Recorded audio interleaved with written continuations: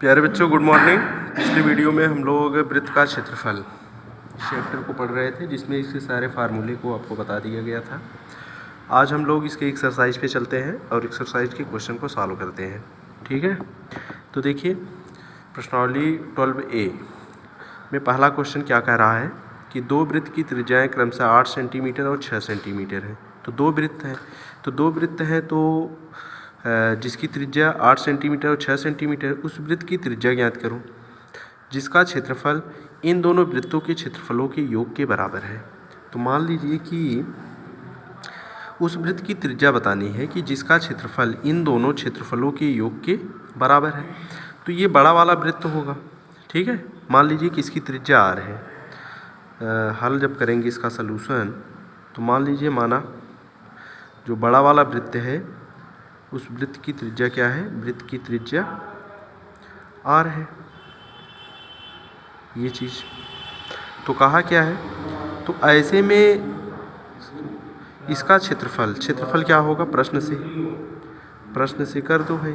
प्रश्न से पाई r square बराबर इसके इन दोनों क्षेत्रफलों के योग के बराबर है। मतलब पाई, पहले वृत्त की त्रिज्या r1 मान लो तो पाई r1 स्क्वायर, प्लस दूसरे वृत्त की त्रिज्या r2 मान लो तो पाई r2 स्क्वायर। ये हो गया पाई r स्क्वायर बराबर, यहाँ से क्या करिए पाई कॉमन कर लिए, ये हो गया r1 square plus r2 square. पाई से पाई गया तो r स्क्वायर बराबर r1 कितना है 8 का स्क्वायर, r2 कितना है 6 का स्क्वायर।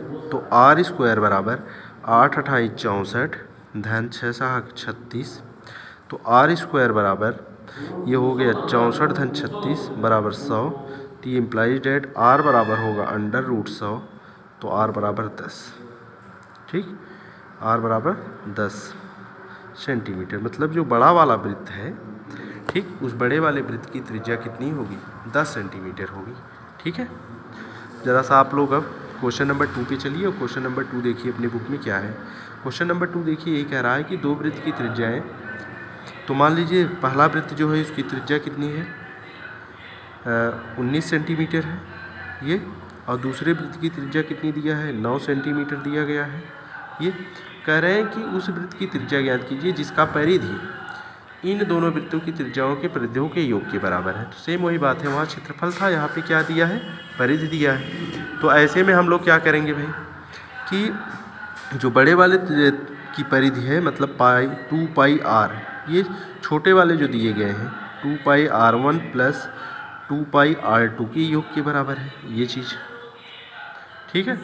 तो यहाँ से 2 पाई r बराबर, ये 2 पाई कॉमन कर लीजिए तो r1 प्लस r2, ये चीज़ हो गया, ये r1 प्लस r2 हो गया।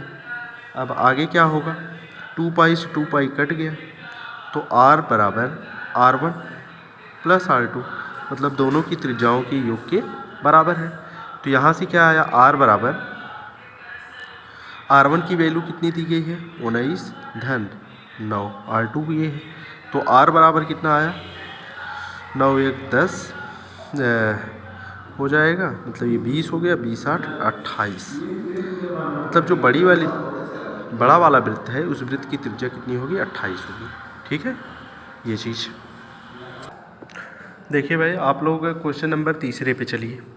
क्वेश्चन नंबर 3 क्या कह रहा है, किसी कार के पहिए का व्यास, एक कार है, कार के पहिए का व्यास, ध्यान से सुनिएगा क्वेश्चन, पहिए का व्यास क्या दिया गया है, पहिए का व्यास 80 सेंटीमीटर है। व्यास 80 सेंटीमीटर है तो आपको बताया गया है त्रिज्या जो होती है व्यास की आधी होती है। तो त्रिज्या कितनी हो गई 80/2 मतलब 40 सेंटीमीटर। ठीक है, ये चीज़ हो गया। तो आगे क्या कह रहे हैं, यदि यह कार 66 किलोमीटर प्रति घंटा की चाल से चल रही हो, यदि यह कार 66 किलोमीटर प्रति घंटा की चाल से चल रही हो तो 10 मिनट में प्रत्येक पहिया कितना चक्कर लगाएगा। तो इसमें ध्यान दीजिए, जैसे ये कोई पहिया है, ये पहिया है, तो ये पहिया 10 मिनट में कितना चक्कर लगाएगी, कितनी बार घूमेगी। जैसे एक चक्कर कब होगा, जब यहाँ से चला, यहाँ से यहाँ पहुँच गया, तो ये एक चक्कर हुआ। तो ऐसे ये 10 मिनट में कितना चक्कर घूम जाएगी, ये चीज़ निकालना है। मतलब ये परिधि दे रखा है, ऐसे ऐसे चलने का मतलब ये परिधि की से संबंधित कुछ चीज़ें हैं। तो सबसे पहले हम लोग करते क्या है कि सबसे पहले हम लोग परिधि निकाल लेते हैं पहिए की। तो अगर हम लोग पहिए की परिधि निकाल लें, पहिए की परिधि, अगर हम लोग पहिए की परिधि निकाल लें तो पहिए की परिधि क्या होगी भाई, इस बात का ध्यान दीजिए। तो पहिए की परिधि 2πr होगी, पहिए की परिधि 2πr, ठीक। पहिए की परिधि 2πr होगा तो ये चीज़ हम लोग लिख लेते हैं 2πr, r का मान 40 हो गया तो ये 80 पाई हो गया। पहिए की परिधि 80 पाई सेंटीमीटर हो जाएगा ये चीज़। और 10 मिनट में पूछ रहा है तो कार की चाल कितना दिया है, ये चीज़ देखिए। चाल कितना है, चाल बराबर 66 किलोमीटर पर हावर्स है। तो ध्यान दीजिए मिनट की बात कर रहे हैं, तो मिनट की बात कर रहे हैं तो, और ये सेंटीमीटर में दिया है पहिया। तो दोनों चीज़ को ध्यान में रखते हुए आप एक चीज़ करिए कि ये 66 गुणे 1 किलोमीटर में कितना हज़ार, 1000 हो गया। 1000 मीटर होगा, लेकिन ध्यान दो ये सेंटीमीटर में, तो 10 का गुणा और करो बटे कितना, हावर्स है घंटा, तो इसको मिनट में बदलो क्योंकि हमको मिनट की ज़रूरत है। तो ये 60 मिनट, इसको पूरे को सॉल्व करेंगे तो 6 इक्या, ये 1 0 से 1 0 गया, ये 11 आया। तो ये 11 गुणा इसमें करा दिए तो 11 का गुणा यहाँ कर दिया गया तो 11 इक्या 11, 3 0 बढ़ा दे, ठीक है, ये हो गया, ठीक।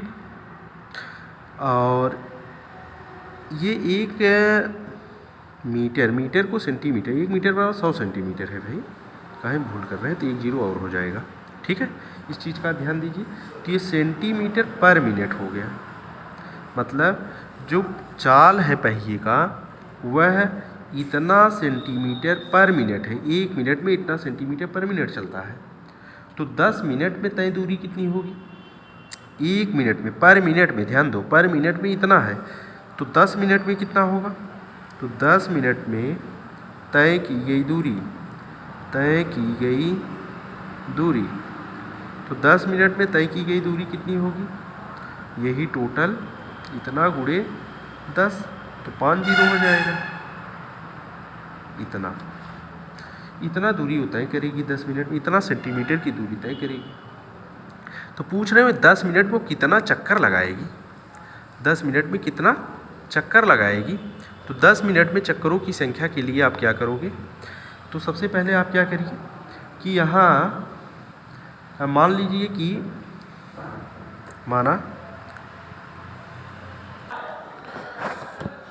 माना ये जो है 10 मिनट में प्रत्येक पहिया कुल n चक्कर लगाती है। माना 10 मिनट में जो प्रत्येक पहिया है वह क्या करती है, n चक्कर लगाती है, n चक्कर लगाती है, n चक्कर लगाती है। तो इसलिए n गुणे 1 चक्कर, 1 चक्कर में तय दूरी किसके बराबर होगा, तय दूरी किसके बराबर होगा, 10 मिनट में कार द्वारा तय दूरी, 10 मिनट में कार द्वारा तय दूरी के, तो n गुणे 1 चक्कर में तय दूरी कितनी होगी भाई, ये है।